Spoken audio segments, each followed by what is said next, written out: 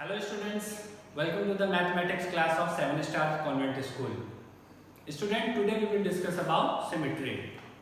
तो students, symmetry क्या होती है अब हम इसको जानेंगे इंट्रोडक्शन वाले टॉपिक में।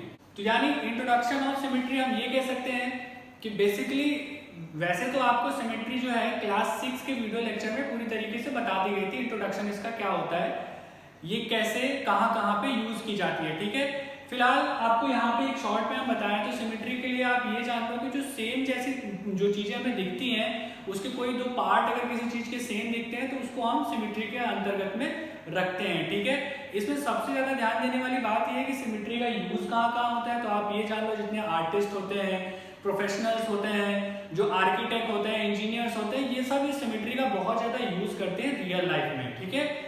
तो इस इंट्रोडक्शन को अगर आपको और भी ज्यादा डिटेल में जानना है तो आप क्लास 6 का वीडियो देख लो, तो उसमें आपको पूरी तरीके से ये समझ में आ जाएगा, ठीक है। तो अब हम इसकी नेक्स्ट हेडिंग से इसको कवर करेंगे। ओके स्टूडेंट्स, इस टॉपिक में हमारी नेक्स्ट हेडिंग आती है lines of symmetry for regular polygons. यानी रेगुलर पॉलीगॉन्स के लिए लाइंस ऑफ सिमेट्री को हमें जानना है कि हम कितनी लाइंस उसमें बना सकते हैं और कैसे कैसे उसमें बन सकती हैं। तो हम एक एक करके रेगुलर पॉलीगॉन्स को ले लेते हैं और उसमें देखते हैं कि उसमें क्या क्या चेंजेस आएंगे, ठीक है। एक चीज आप याद रखना, रेगुलर पॉलीगॉन्स क्या होते हैं इसको आपको पता ही होगा, लेकिन मैं आपको फिर भी बता देता हूँ। रेगुलर पॉलीगॉन्स यानी ऐसे पॉलीगॉन्स जिनकी सभी साइड और सभी एंगल्स बराबर होंगे तो उनको हम रेगुलर पॉलीगॉन में कंसिडर करते हैं, ठीक है।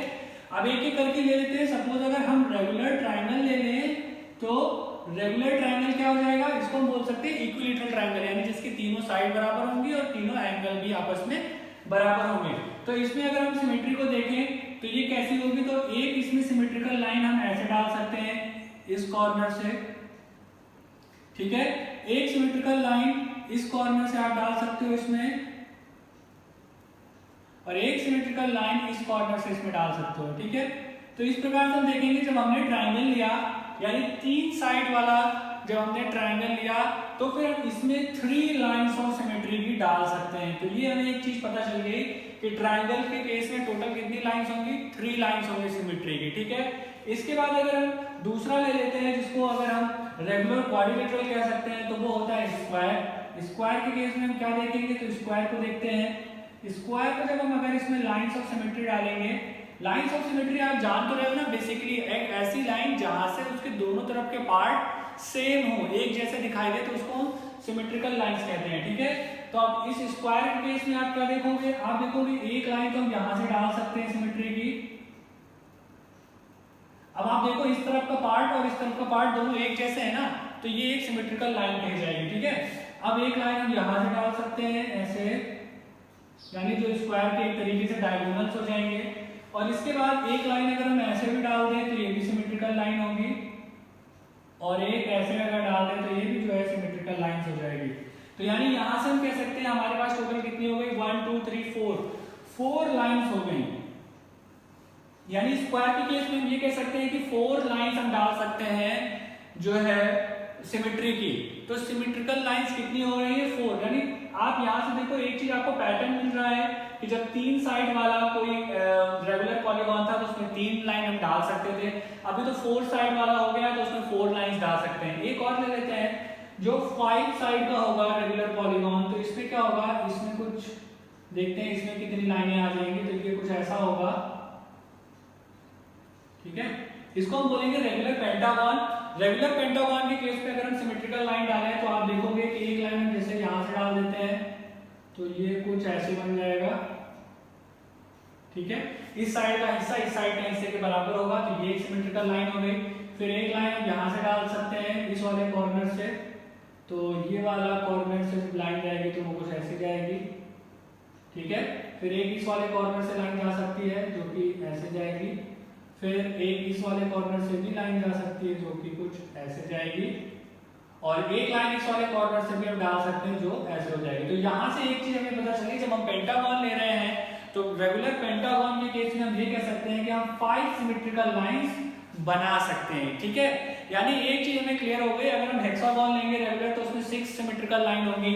ऐसे ही हम आगे और लेते जाएंगे फिगर, तो आगे हमें सिमेट्रिकल लाइंस पता चल चुकी है कि कितनी आती जाएंगी। यानी जो भी हम रेगुलर पॉलीगॉन लेंगे उसमें जितनी साइड होंगी यानी हर एक कॉर्नर से एक लाइन डालेंगे तो फिर उसमें उतनी ही लाइन सिमेट्रिकल डाल सकते हैं। ओके स्टूडेंट, इसी टॉपिक में एक और चीज आती है जो कि हम कह सकते हैं मिरर लाइन। देखो ये छोटा सा कीवर्ड है, कई बार आपसे पूछ भी लेता है, तो मिरर लाइन को भी आप जान लो ये होता क्या है। देखो कई बार ऐसा होता है कि कुछ ऐसे फिगर्स होते हैं जिनको अगर हम हाफ मिरर में बनाएं तो वो रियल वाले फिगर की तरह ही रिफ्लेक्ट करता है, तो इसको हम बोलते हैं ऐसी लाइन को मिरर लाइन। यहाँ पे मैं आपको एक एग्जांपल लेके बता देता हूँ। सपोज मान लो हम यहाँ पे कोई एक ऐसा फिगर ले लेते हैं जो काइट के जैसा है। अब इस फिगर को अगर आप देखो, इसमें सिमेट्रिकल लाइन आपसे बोली जाएगी तो आप ऐसे इसको बना दोगे, ठीक है। लेकिन अब अगर मैं आपको बोलूँ इसका मिरर में रिफ्लेक्शन बनाओ, तो मिरर में आप इसका रिफ्लेक्शन लेकिन इसके हाफ फिगर का बनाओ, तो हाफ फिगर का मिरर में रिफ्लेक्शन कैसे होगा? तो देखो वो कुछ ऐसा होगा, ऐसा, ठीक है। अब यहाँ पे आपने लगा दिया इसका मिरर, ठीक है। अगर आप इस साइड पे यहाँ पे इसका मिरर लगा दो, मिरर को मैं थोड़ा अलग से ऐसे शो कर देता हूँ ताकि आपको पता चले।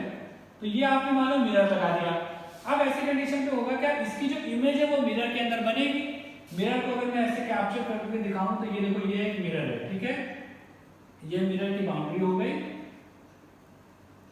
और अब इस मिरर में इस इमेज को कैसे बनेगी? इस मिरर में ये इमेज जो है वो कुछ ऐसे बनेगी, ठीक है, ऐसे बन जाएगी।